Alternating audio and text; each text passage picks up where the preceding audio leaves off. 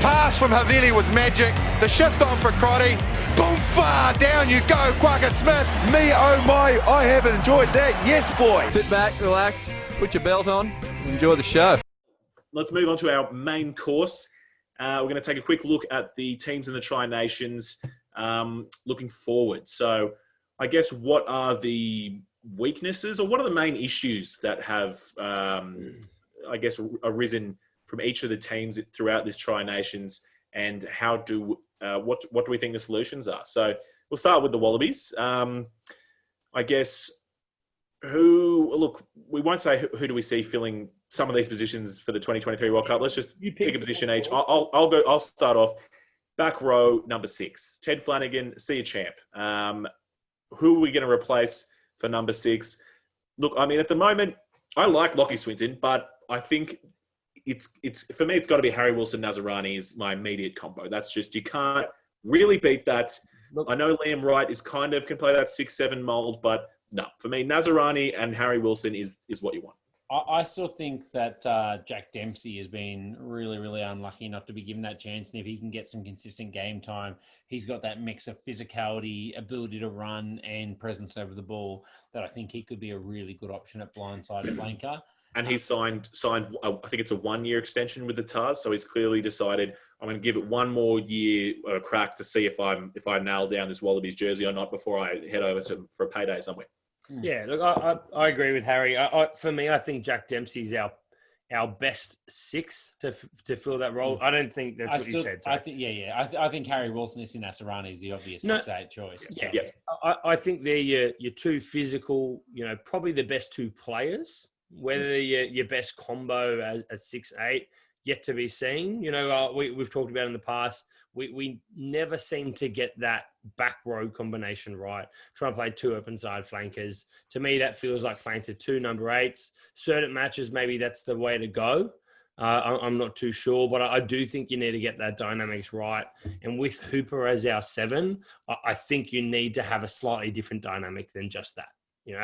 I think it just can't be 2 guys that are going to run hard and tackle hard.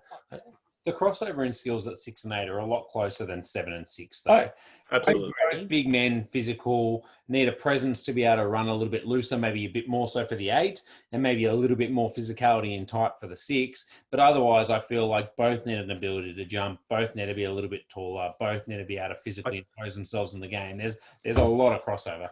I think it's that role that we keep coming back to. We always talk about we haven't had anyone since Scott Fardy, and it's an enforcer role, but it's not in making the carries, not necessarily in making those monster hits. It's the enforcer role, the unseen enforcer. It's the breakdown, the dark arts of the ruck and the maul that we need. And that's Harry Wilson and Izzy Nazarani. They're not really that, they don't play that role. They're both number 8s, as Nelson said, have slightly different skill sets, but they're both number 8s. We kind of need, like Lockie Swinton is out and out that role. The only problem with him is, look, we just said, would you prefer to have Kremer for 10 minutes or Ned Hannigan for 80? Would you prefer to have Swinton for 10 or Ned Hannigan for 80? That's not exactly what we said. It's similar. I'd still take it. I think to round that out, for me, I think our best option as a 6, Dempsey. A guy to fill a certain role you need in certain matches, you need that physicality, is Swinton. And, I mean, sure, there's chat about you could do the Nasarani combo with Wilson, but I don't think that's the back row we want long term. I like what you're saying, and I reckon Swinton's the guy you roll out in the first test, the first Bledisloe every year. You roll a Swinton straight out there, go in and kill someone, and then you move into Jack Dempsey. I like it. Say to Swinton, you can hit Mwanga late as long as it's early in the game. Just make sure he knows you're there, and the rest is okay. Well, I was going to say you can get red carded, but he has to be going to hospital. I mean, maybe it's too far. I don't know. But all right, that's the back row. We've talked about it many times. Who wants to jump out with another one of the Wallabies questions for the future? For me, we already touched on one, so I'll skip over that one. I think fullback, Patea. We were talking about Patea already. I think I'll chat at Patea. I'll chat about fullback. Tom Banks, for me, has shown a lot of skill in attack at Super Rugby level, and it hasn't converted over to international footy for me. I don't think it's just on him. I think it's how our back line have failed to give him the opportunities in the space, stifling, that play a little bit early on, lots of the time, probably from Pattaya. But, we're not really getting him in those opportunities, and he is not finding his way into the game otherwise. He's solid under the high ball. He's become a great, specialist kicker for the corner. I think he's a very good player, but in this current dynamic of the team, for me, he hasn't really locked his spot down. Obviously, Dane Haylett-Petty is getting on in years, few injuries of late. I don't think he had, he didn't really thrust himself back into that position. We've got Jock Campbell as a potential. We've got Jack Maddox as a potential. For me, there's a big question mark over that fullback jersey. And any of those guys, except for maybe Dan Haylett-Petty, I think can lock themselves down in that spot. I could really see Jock Campbell doing well there. I think it's probably too early for him. But, I mean, the other guys aren't stamping their name on that spot. Jack Maddox, I think, is quite an intelligent footballer, and I'd love to see him have a crack there. I think he's good on attack. I think he's got an all right kick on him, not the same as Banks, but maybe we should have seen him get a crack.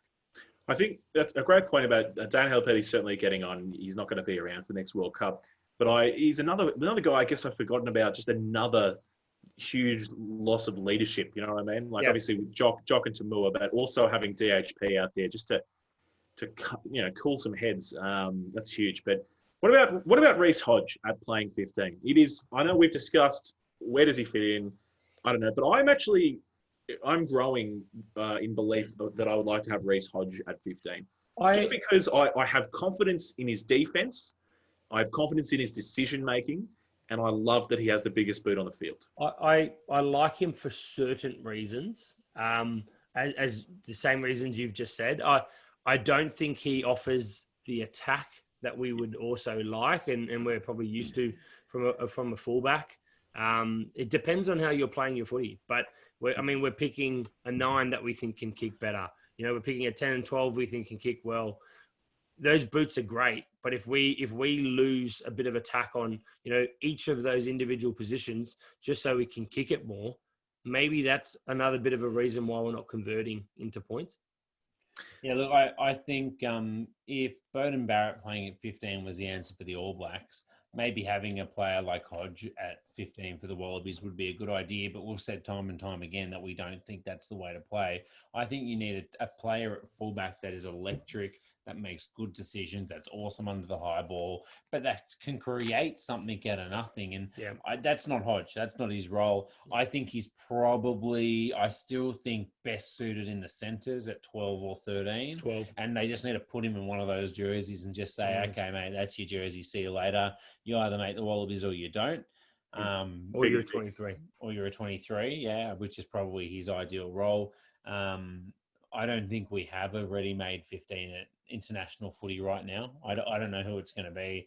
I'm most excited about the potential of Maddox. Mm-hmm. I think James Rand's another young guy that could potentially convert into a fullback. He's got a good boot, makes good decisions, safe under the high ball, obviously playing at wing for the Waratahs right now. But I don't think we have a short-term answer. Just plug a hole and try and give a few guys some experience. Banks is not the answer for me. Good discussions. Yeah, very good. I think Banks did better than I thought he would actually in the Tri Nations, but still not. He didn't, as you guys said, didn't have the opportunities. All right, next position. Let's just talk. Like we've got the last two: hooker and lock. It's Harry's point. Go, Harry. Harry, those are your points. You can choose one. Hooker. Yeah, of course you'd choose that, mate. Everyone knows that. You're a married man, mate. One of our locks home. So hooker, come on. How the hell?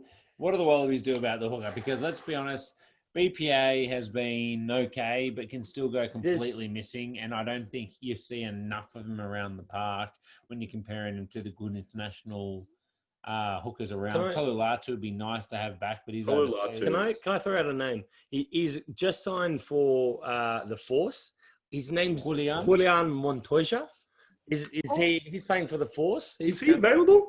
Good Anglo-Australian man, doesn't he? Look, we'd take him.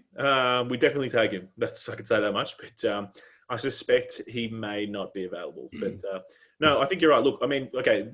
Frankly, the options are the same as they've been. It's Folau for Inga, it's Brett Paenga-Amosa, and Ulysses. The Prince that was promised. What's our thought on Ulysses? Like, I think, especially in the first, say, 3-4 games, he came on in a very small amount of time and made as much impact as the starter. Yeah, in my very Phil Kearns type approach, he hits the hardest, so I enjoy him the most. But look, also, he makes steals. You know what I mean? Like, he gets over the ball and he properly makes steals. What's our issue with Ulysses? Why is he not getting regular starts? It's that he's made of glass, I'm fairly sure. Who cares? If he's made of glass, he's not going to play for you. So get him to play for you and not get injured. If he gets injured, guess what? He still doesn't play for you. Right now, he's not playing for you. What are you getting out of him? That's true. The answer is, in 2 years' time, Tom Horton. I knew you were going to say it. It could well be. But, I mean, and we've got Dave Parecki coming in who... Oh, mate, come on. You're going... Yeah, he's clutching his straws now, mate. No. Parecki's the tar. He's come back across. I heard there's a really good 16-year-old hooker coming through the ranks right now. Dave in what, from southern... the suburbs rugby. We're just putting on we've taken our green and gold glasses off. We're putting them back the sky blue Waratah glasses on now. When Harry said talking about really young players, do you think 28 for a hooker is very young, David Parecki? No, man, that guy's gone. His career's over. Excellent, very good. Now, Nelson, you're going to tell us which lock is coming back for the Waratahs. Which locks have signed for the Waratahs, Nelson? I'm not saying anything. I have had. I thought it was there's Sam Caird from New Zealand. Yeah, these guys, they're huge. No, I believe that Rob Simmons agreed to a 4-year extension. And Hannigan's coming back. My favourite comment was Dean Mum. Who were they talking about? There was I can't remember. Someone in our chat was talking about the only plane they want to see is Rob Simmons on a plane, overseas, over to London or whatever. And I thought, no, I want to see him on a plane, but to the Bermuda Triangle, that's where I want to see him disappear into. But anyway, let's move on to the All Blacks. All Blacks, what did we learn? So we've talked last week, and the week before with Paul Tate, we talked about their number 6 as well has been an issue for them. Have we just unanimously decided that Akira Ioane is the answer, and we're all good with that? Check, move on. No, we're not. We're currently deliberating to make sure that we get this guy. Yeah, Squire, Liam Squire. Liam Squire has signed 2-year contract with the Highlanders. He's back and he wants to be an All Black again. He said it. I think he's 28 or 29. You know what? I actually think Akira Ioane is still the answer. Yeah, go on. Let's be honest. We all really like him. We all like Akira. He's done more than others. But he had one part missing, and that seemed to be the mental, complete all-round player. If something negative was happening, to be able to pull himself out of it, and he'd come out and say he wanted to do something, and he never really fulfilled it. I think in his small amount of opportunities he has this season, he seemed to do that. One of my favourite little moments of Akira was against the Pumas in the last game. Kremer got up and absolutely just pushed over Aaron Smith, when a scrum was coming up, just for no reason, just get in his face, pushed him over, and Aaron Smith's there taking exception. And Akira Ioane, who's packing up and gets straight against Kremer, just slowly walks forward right into his face. It's Akira Ioane literally thinks that he is the, God incarnate, and there is no one on this planet that he will not destroy and flatten. And I love that about him. It was so good. I would love to see that. I was like, can we just remove all the other players from the field, bring down the octagon, Kremer and Akira Ioane, please? That would be great. I don't understand that Kremer has the best body of blindside flankers. And that is Akira Ioane included. I agree. Fair enough. All right. So look, there's that. But yeah, I agree. Liam Squire he's that guy we haven't talked about for a while. He's kind of been missing, not been playing. But I think if he had been still playing around, he'd probably be the number 6 and would be, he feels perfectly that type of role that they've wanted, I think. But But anyway, moving on.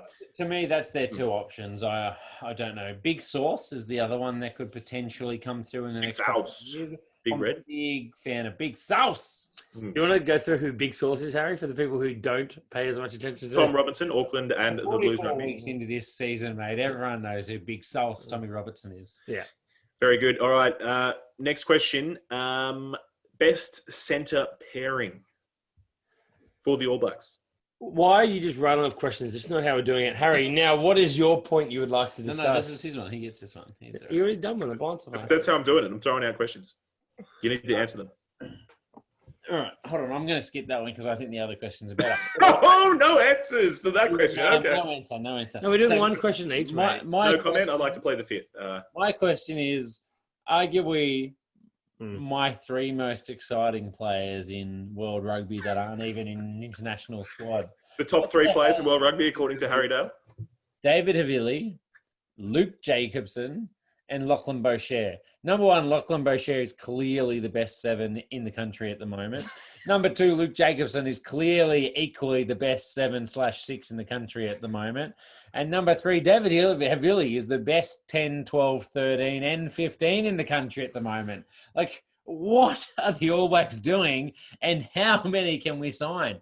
How old are they going to be? If we bring them all over now, pay them whatever they want, how many years until they're eligible? Is it 3 or 5 years now? Yeah, their All Blacks caps might be against that, though. Yeah, No, I they've think just that, got to wait 3 years and then play sevens for Australia. I don't know if that's right. I'm not sure it works that way, but I kind of also feel like they might be holding out for that All Blacks cap. That, you know what I mean? Yeah, that's fair. Yeah, But look, yeah, no, that is huge. I mean, David Havili particularly, like, you know, he was one of the, obviously got injured, but one of the best players in Super Rugby this year, and in New Zealand, for sure. Absolutely. I mean, I he would- could be the best 23 in existence. I would take him hands down over Bowden Barrett at 15. He would, as you said, 15. 10, 12, 13, 15, he would start in all those positions for the Wallabies, just straight off the bat. Yep. Yeah, no, he actually would. And almost would for the All Blacks. Like, just throw the man on the field. He'd be better than Jack Goodhue at 12. I'll say it right there, straight away. No doubt. Better than Jack Goodhue. And better than Bodie at 15. Yep. I think they offer different things, Jack Goodhue and him at 12, but Definitely. Yeah, David Look, Haley offers No. better Yeah, skills. compared to nothing. very good. Now, Luke Jacobson, sorry, we did talk about how the options at 6 were Akira or Liam Squire, but no, Luke Jacobson certainly, I think he's more of a 6 than he is a 7. Yeah. And he is that tall kind of mold. So he's certainly, I guess, he'd have to be up there as the favourite. He obviously was picked in the Rugby World Cup squad last year, couldn't go over because of concussion. So I'm sure they've got plans for him. And Lachlan Boucher just remains to be the point of difference, the main point of difference between us on the pod. Those who are Boucher believers, you'll probably be picking up his younger brother, Kalen Boucher, in next year's draft as well. Achievers, we call ourselves. Yeah, very, very good. You're a sucker for a set of brothers, aren't you guys? But no, very good. All right, and Luke Jacobson's 191 centimetres tall, so he's definitely tall enough to be a 6 without being really tall. Not imposing, but He hasn't got the crema body, but geez, he's got unbelievable skill. yeah, I think you will see Boshier back. I mean, Jacobson back in the All Blacks squad next year. And if you don't see these other two guys, I don't know. I reckon he's young. They've He's just scored got 23. Yeah, but they just have so much competition. It's one, and once you're in, if Akira's they have playing 6? well and Liam Squire's playing well, and if they're going to continue with Frizzle, like They won't continue with Frizzle. Frizzle's done. I agree. He is this Jacobson is better in every sort of category when you're talking as an international player. Frizzle just can't do it on an international stage. He hasn't, and I don't think he will. And look, Sam Cane's 28, so he's probably playing through the next World Cup almost, you'd have to think. Unless, I mean, you'd think so. He's definitely meant to be there. very good. All right. No, Craig, you're out. So Last the question. next point we're going to discuss is who are the starting wingers for the Rugby World Cup for the All Blacks. I reckon whatever we say will be wrong, basically. Yes. But I mean, I would, 3 years. Pick someone that hasn't made a test yet, mate. They only play a year They each. can't be playing now. I'm going to pick them. They're going to be. I'm just still going to stick with Caleb Clark and Will Jordan. That's what I'm going to do. Oh, Will Jordan, yeah. Caleb Clark, Will Jordan. That's what I'm going to say. I thought you were going to say Jordan Barrett. It's not going to be him. It's not going to be Jordan Barrett. I'm putting it out there right now. He will not be a winger starting for the World Cup. Geordie Barrett will probably be starting at 15, I think. But where's Moore in that picture for you? on the bench, as we've discussed, Beauden Barrett starting at 10. There you go. He doesn't cover the positions, mate. I don't know. Well, you just put Havili there and he covers everything. You can put Havili 23, mate. But no, that's a great question. I mean, look, there's a lot of, and this is again is spoilers for the dessert, but there's a lot of exciting players coming through, as there is always in New Zealand. I mean, you know, it was Sevilla was there, suddenly got usurped. Rico Ioane was there. I thought there's no chance he wasn't playing for the next 10 years as the starting winger. Caleb Clark's now there. I mean, I don't know who's next, you know? I can tell you one, I'm pretty confident will be George Bridge, because he's that like class. Nah. There's always one winger who's just made and everything. Are you trying to say that Will Jordan isn't class? Will Jordan, mate. The better one. The much better in every aspect. George Bridge is just, there's a level of class. George Bridge has come and gone, mate. He's done. No more time for him. I'm not being sarcastic. He's injured, mate. That's the only reason he's not playing. Yeah, he was also average this year before he got injured. He wasn't average. The other one, and clearly you just need to pick the next big thing, and I stress the word big. It's going to be AJ Lamb. Salisi Rayasi. No, I was going to say AJ Lamb. I knew you were going to say Rayasi, yeah. Yeah, that's the next one. No, well, are we talking about the All Blacks or are we talking about my fantasy team here? You know, you're talking about Rayasi, AJ Lamb, younger brother Ben Lamb. Serious answer. No, I've said Caleb Clark and Will Jordan. I think those will be the starting wingers. The exact same.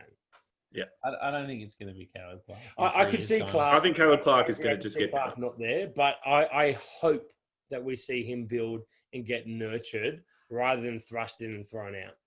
George Bridge and Will Jordan are probably my two, X Factor and class. But they don't normally go for both of that. Doesn't matter.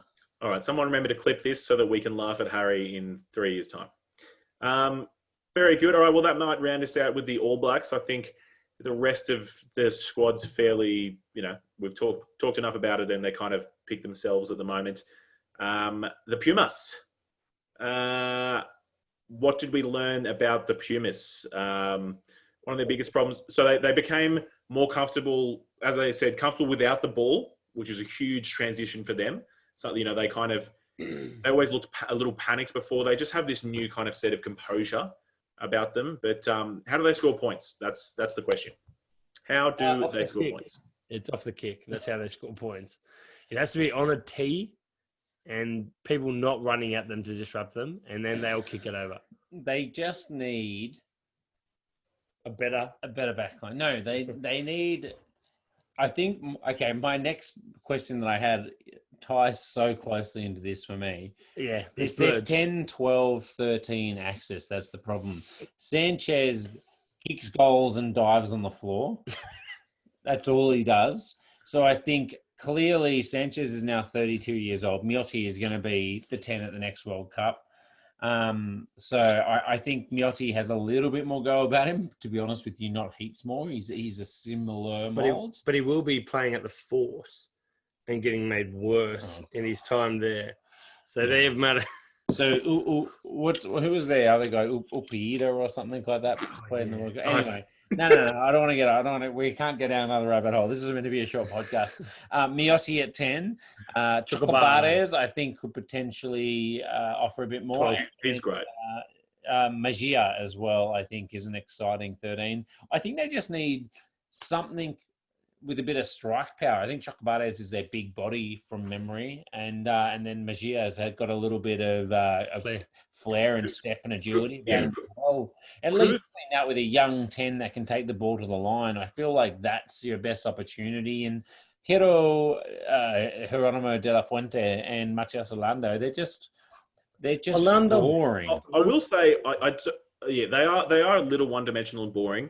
I will say I did love that Hero came out. He put a massive shot on someone. I don't mind Hero. Players. Yeah. If your it's quite clear that their outside backs are super exciting, except Carreras, who's not up to test level. But 10, 12, 13, mate, they just don't know how to attack. Yeah, I think straight out, Chocobares is amazing, and he won't be long before he's their starting 12. And I agree, Cruz Magia, he's He's kind of the Havili of Argentina. It just hasn't had the chance to realize it. And what I mean by that, I know, just be careful. What I mean by that is that he plays 10, 12, 13, 15. He plays all those positions. He has all those skill sets. So Reece Hodge. Okay, fine. We'll give it a read. No, Hodge plays wing as well. Cruz Magia can't play wing. He's not as good as Hodge. That's why I went to the Havili mold, okay? Whoa. Please. Yeah, But anyway, I would be excited to see more of him at 13. I agree. I think those two, the older heads, 12, 13, they're just a defensive rock wall. They make great decisions, but unless they're just basically trucking it up and they're not really creating that much. So they're leaving it very much. It's rested on Sanchez's shoulders. So they need that help. And I think Chocobate's really will bring that. So. As far as we can see, defense does not normally win you matches. It can get you a draw, and you need to be good at defending. But if that's the only thing you can do, you're just going to get a draw. And, I mean, if you're resting things on Sanchez's shoulders, we all know that he's a snake and snakes don't have shoulders. So what's going to happen? This is becoming look. I'm just unhappy. I'm happy to trash Sanchez, but just not more than we should be trashing Ted Flanagan. You know what I mean? He needs to be the most trashed. Right. So third point, cohesion. So how much is this cohesion going to disrupt them? The lack of cohesion, seeing as now there is no Jaguares. Well, Jaguares, and they've got the Los Cibos playing in the. Is it South American? The Superliga Americana. I haven't wrote it down for you. So, yeah, the South American competition. Yeah. So they're going to have a few of their players there. A lot of players have gone. The Jaguares are going to be in that competition as well, for the record. That's the rumour, I believe. But I think that's pretty well founded. Yep.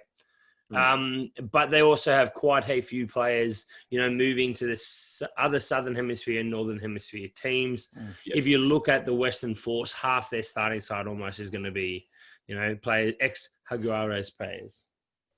Yeah, I think it's going to remind me a lot of the Pacific Islands countries where most of their best players play offshore, and then they have their couple of development clubs. Like Fiji are trying to build at the moment as well.